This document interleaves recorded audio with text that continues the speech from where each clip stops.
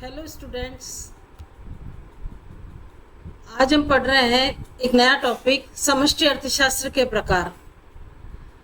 पिछले वीडियोस में मैंने आपको बताई अर्थशास्त्र की परिभाषा, अर्थशास्त्र के प्रकार, समष्टि अर्थशास्त्र, व्यष्टि अर्थशास्त्र, दोनों में क्या अंतर है, दोनों का क्या क्षेत्र है, दोनों की क्या महत्व है, सीमाएं हैं, ये सब इन सब का अध्ययन किया। इससे के बाद मैंने बताया आपको व्यष्टि अर्थशास्त्र के प्रकार, और उसके आज हम पढ़ने जा रहे हैं समष्टि अर्थशास्त्र के प्रकार। यदि आपने मेरे पिछले लेक्चर्स नहीं देखे हैं तो आप लोगों से रिक्वेस्ट है कि मेरे पिछले वीडियोस भी आप देख लीजिए, क्योंकि ये क्रम है जो एक के बाद एक ही आपको ढंग से समझ में आएगा। और इसके अतिरिक्त मैं आप लोगों से रिक्वेस्ट है कि आप लोग मेरे वीडियोस को लाइक, सब्सक्राइब, शेयर जरूर कीजिए, ताकि जैसे ही नए वीडियोस आए आपको समय पर आपको नोटिफिकेशन आ सके और आप अर्थशास्त्र का अध्ययन आराम से कर सकें। तो ज्यादा समय खराब ना करते हुए हम आगे चलते हैं। आज हम पढ़ रहे हैं समष्टि अर्थशास्त्र के प्रकार। जैसा कि आप जानते हैं, पहले भी मैं आपको बता चुकी हूँ, समष्टि अर्थशास्त्र के अंतर्गत हम समग्रों का अध्ययन करते हैं।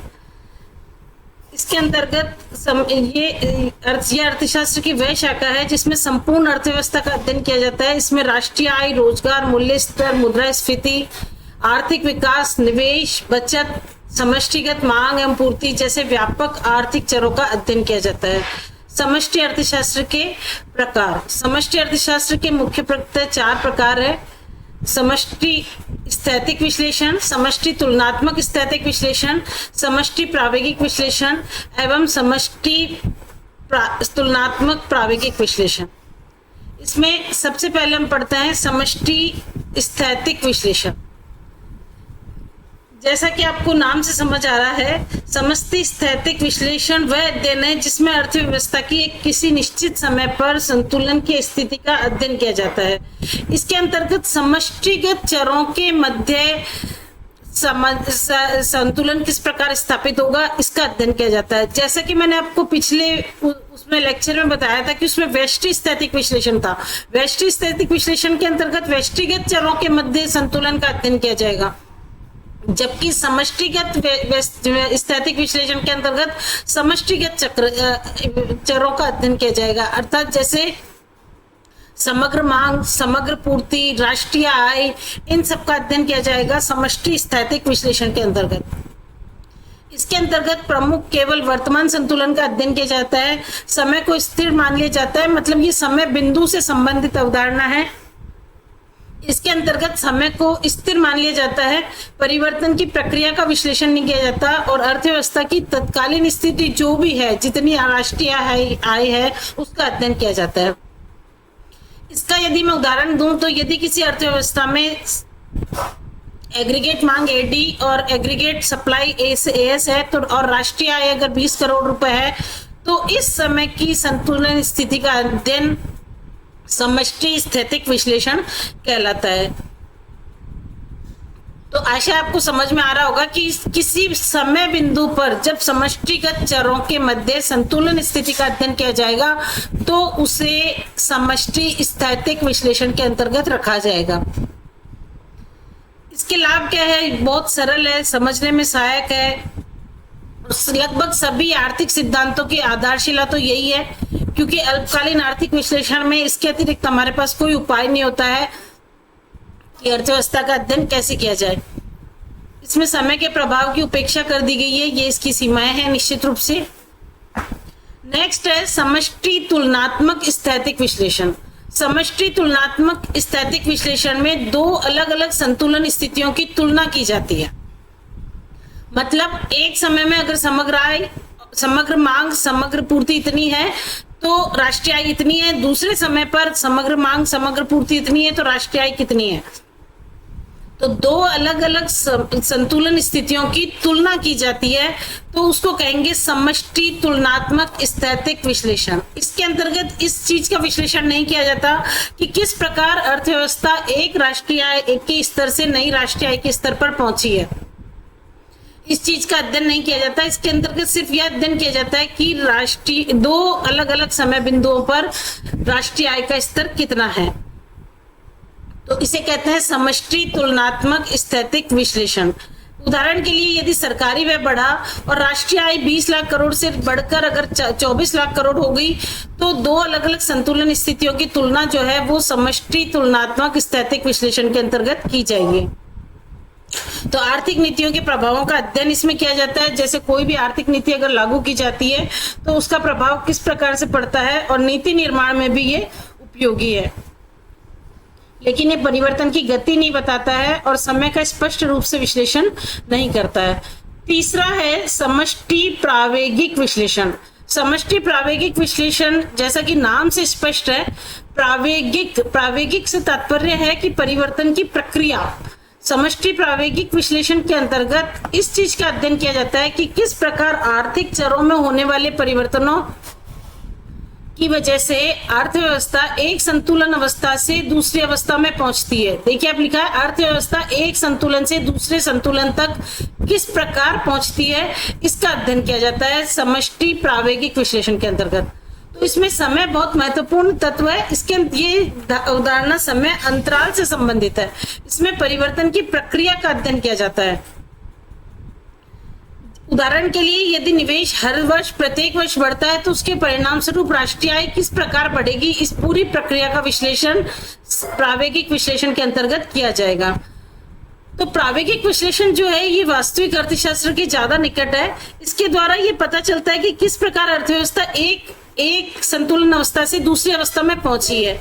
ये देखिए अर्थव्यवस्था में आर्थिक चरों में जो परिवर्तन होते हैं उन परिवर्तनों में एक समय लगता है। अचानक से अगर समग्र मांग बढ़ती है तो एकदम से राष्ट्रीय आय नहीं बढ़ जाती है, उसके वजह से कई अन्य परिवर्तन होते हैं और उन परिवर्तनों की वजह से धीरे धीरे अर्थव्यवस्था असंतुलन की स्थिति से पुनः नए संतुलन की स्थिति में पहुंचती है। तो किस प्रकार अर्थव्यवस्था एक संतुलन से दूसरे नए संतुलन पर पहुंचती है, इस पूरी प्रक्रिया का अध्ययन समष्टि प्रावेगिक विश्लेषण के अंतर्गत किया जाता है। तो ये वास्तविक अर्थशास्त्र के ज्यादा निकट है। आर्थिक विकास और व्यापार चक्रों के अध्ययन के लिए भी ये उपयोगी है।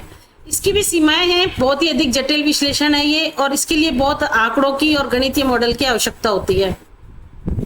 नेक्स्ट है समष्टि तुलनात्मक प्रावेगिक विश्लेषण। इस विश्लेषण में दो या दो से अधिक प्रावेगिक प्रक्रियाओं की तुलना की जाती है। मतलब एक जैसे सपोज हमने 2001 से 2010 के बीच में जो परिवर्तन हुए समष्टिगत चरों में, एक तो हमने इसका अध्ययन किया और उसके बाद हमने अध्ययन किया 2010 से 2020 के बीच में समष्टिगत चरों में क्या परिवर्तन हुआ, और उसके पश्चात 2020 से 2030 में तीन अलग अलग प्रक्रियाओं की हमने तुलना की। समष्टिगत तुलनात्मक प्रावेगिक विश्लेषण के अंतर्गत अलग अलग परिस्थितियों में अर्थव्यवस्था किस प्रकार रिस्पॉन्ड करती है, किस प्रकार इसका विकास होता है, किस प्रकार नई एक अर्थव्यवस्था नई से नई संतुलन स्थितियों में पहुंचती है। तो इन गतिशील प्रक्रियाओं की जब तुलना की जाती है तो इसका अध्ययन हम करते हैं तुलनात्मक प्रावेगिक विश्लेषण के अंतर्गत। दो गतिशील प्रक्रियाओं की तुलना है, समय और परिवर्तन दोनों का समावेश होता है, और आर्थिक नीतियों में दीर्घकालीन प्रभाव का अध्ययन किया जाता है। तो इसके भी लाभ है, दीर्घकालीन नीति विश्लेषण के लिए बहुत उपयोगी है। आर्थिक विकास के मॉडल के अध्ययन में ये सहायक है, लेकिन साथ साथ में ये बहुत जटिल है। इसको समझना साधारण उन्नत विश्लेषण की आवश्यकता होती है, विस्तृत आंकड़ों की जरूरत होती है, और अगर निश्चित रूप से अगर कम समय में अगर कोई आर्थिक विश्लेषण करना है, नीति निर्धारण करना है, तो इसका उपयोग हम करने के लिए ये सीमित है। चारों प्रकारों में अब तुलनात्मक अंतर है। ये आप देखिए समष्टि स्थैतिक, समष्टि तुलनात्मक स्थैतिक, और समष्टि प्रावेगिक और समष्टि तुलनात्मक प्रावेगिक। इसमें समय समष्टि स्थैतिक ये समय बिंदु से संबंधित है, अंतराल इसमें नहीं है। तुलनात्मक स्थैतिक में ये अप्रत्यक्ष रूप से दो अलग अलग समय बिंदुओं से संबंधित है। प्रावेगिक में प्रमुख रूप से समय ही है महत्वपूर्ण, और तुलनात्मक प्रावेगिक में भी समय का महत्वपूर्ण रोल है। संतुलन एक होता है समष्टि स्थैतिक में, तुलनात्मक स्थैतिक में दो होते हैं, जबकि प्रावेगिक में संतुलन की स्थितियों पर विशेष महत्व नहीं दिया है, केवल प्रक्रिया पर महत्व दिया है।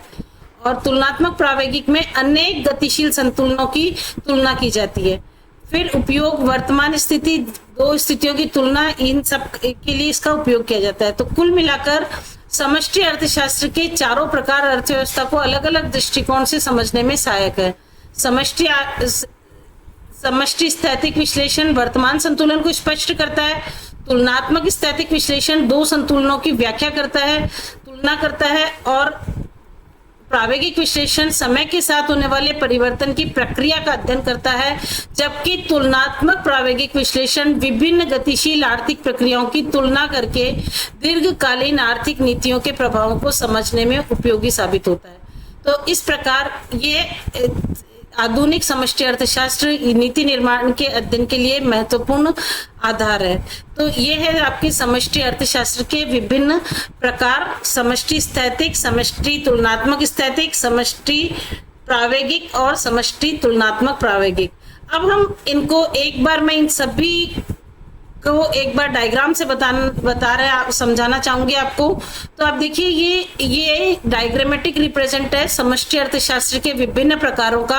आपको दिख रहा है ये समष्टि स्थैतिक विश्लेषण।